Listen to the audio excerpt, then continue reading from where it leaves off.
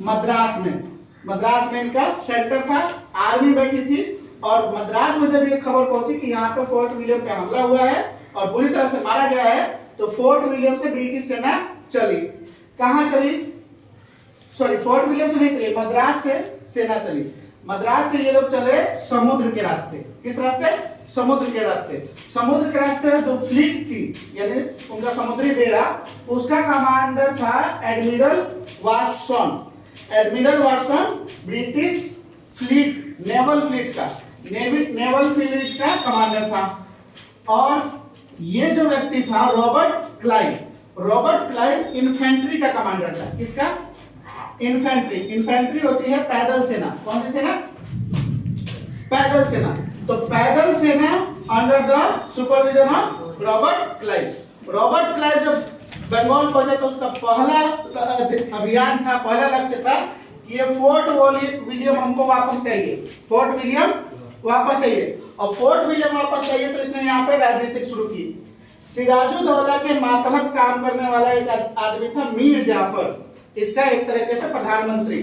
धीरे धीरे इसने पहले तो वहां पे जितने भी रिबेलियंस थे, यानी सिराजुद्दौला के खिलाफ जितने भी जो उसके विद्रोही थे, उनको अपनी तरफ मिलाया इसने, अंग्रेज सेना की तरफ।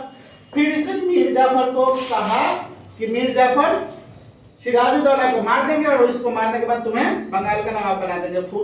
ये इसको कहते हैं फूट डालो और राज करो। तो ये सबसे पहले देखा जाए तो यहीं से शुरू हुआ, बैटल ऑफ प्लासी से। दो लोग जो कि एक ही टीम में थे, उनमें से एक को इसने फोड़ दिया। मीर जाफर को अपनी तरफ कर दिया कि तुमको हम बंगाल का नवाब बनाएंगे, सिराजुद्दौला के खिलाफ हमारा साथ दे दो।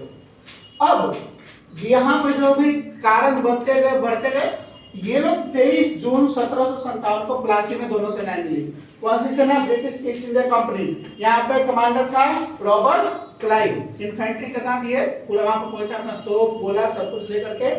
और इधर से सिराजुद्दौला अपनी सेना लेकर के, जिसमें कि मीर जाफर एक बड़े हिस्से का सुपरविजन में था, मतलब ये कमांडर था इसका।